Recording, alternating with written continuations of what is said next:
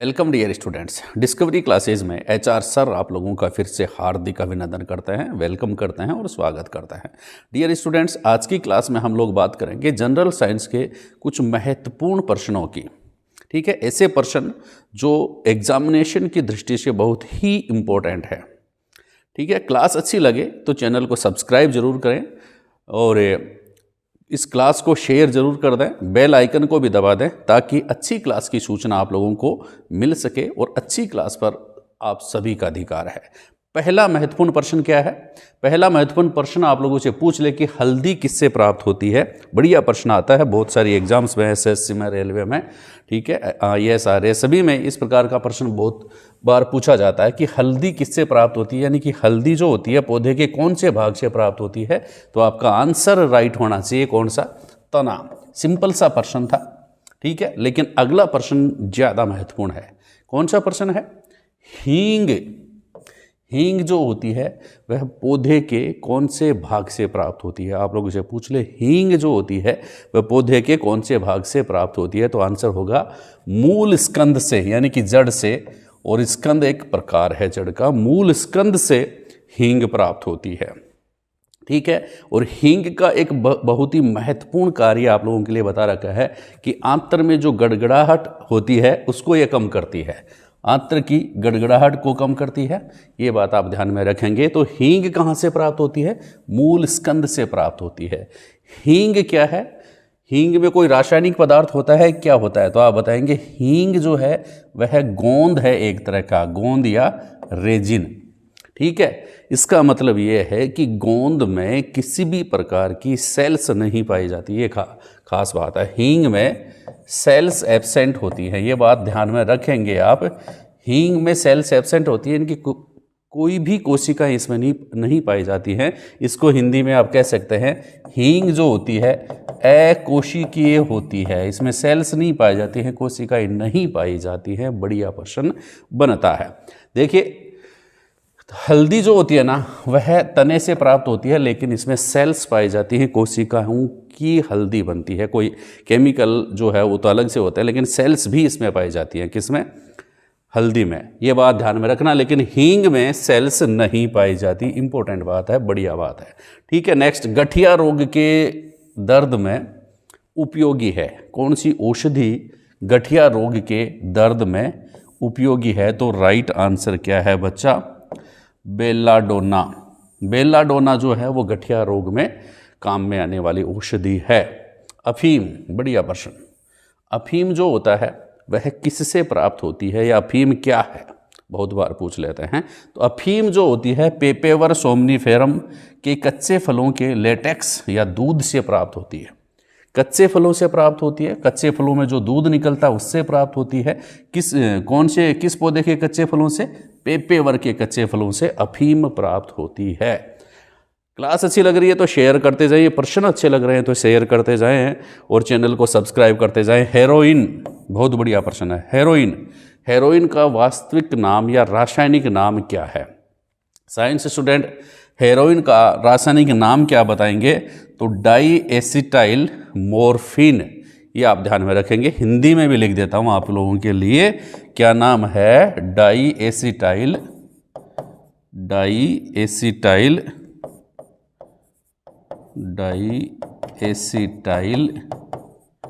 Morphine.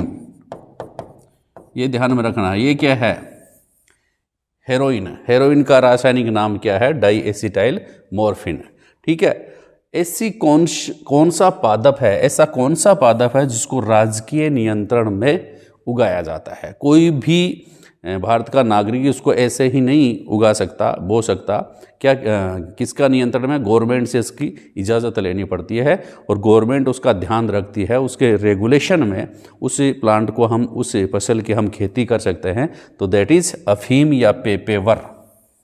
पेपेवर जो है उसको राजकीय नियंत्रण में उगाया जाता है। ये बात आप ध्यान में रखेंगे। नेक्स्ट महत्वपूर्ण प्रश्न कौन सा है? देखिए, पागलों की दवा।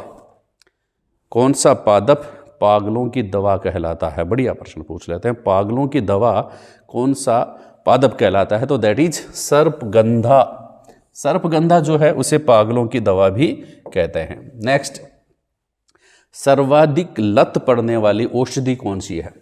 सर्वाधिक लत यानी कि जिसका एक बार इस्तेमाल कर लिया, एक दो बार आपने उसका इस्तेमाल कर लिया, उसको यूज कर लिया तो उसकी लत पड़ जाती है, लत लग गई रे, ठीक है, ऐसी लागी लगन। हेरोइन कौन सा है? हेरोइन।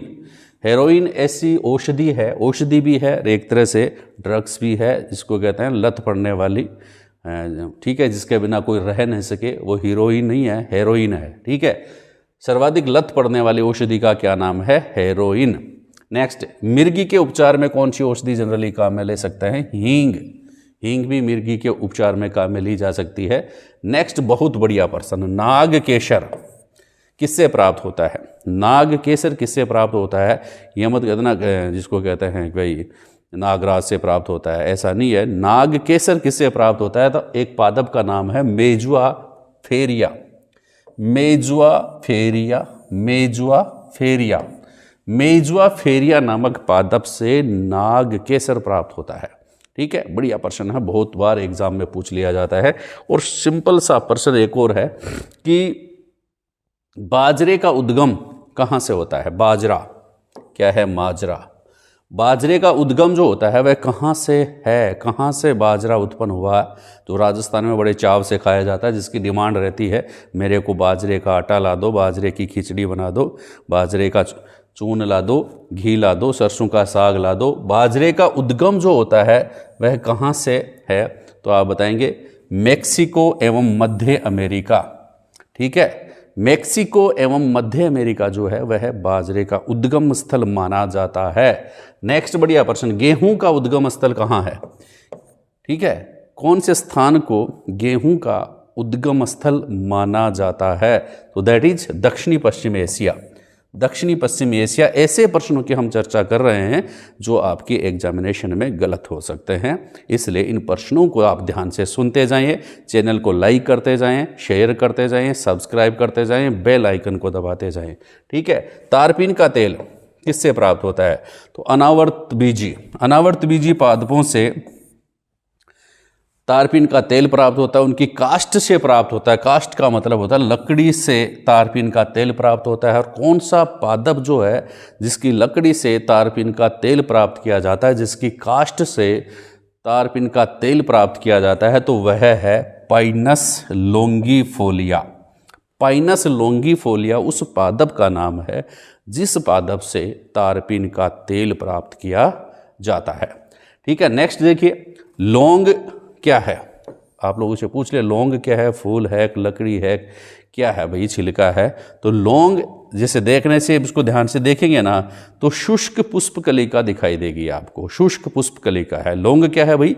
शुष्क पुष्पकलिका, सूखी हुई पुष्पकलिका है लौंग, ठीक है। नेक्स्ट देखिए महत्वपूर्ण प्रश्न कि चना का चिकपी किसे कहें? ये पूछ लेते हैं। चने को चिकपी भी कहते हैं, एक और नाम है चने का चिकपी, ठीक है। और कौन से रोग में अंकुरित चने खाने की सलाह दी जाती है?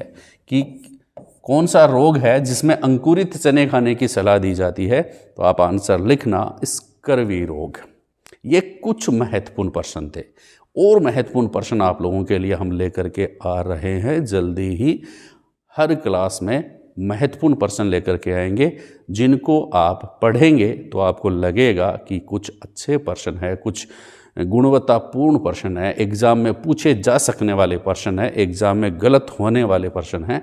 जनरली ये गलत हो जाते हैं अगर स्टूडेंट थोड़ा सा एक कदम आज के समय के अकॉर्डिंग बढ़ाता नहीं है, उस सब्जेक्ट को थोड़ा सा डीपली रीड नहीं करता है, तो ये प्रश्न उनके गलत होते हैं। और जिनके ये प्रश्न सही होते हैं वो स्टूडेंट एग्जामिनेशन को फाइट करता है।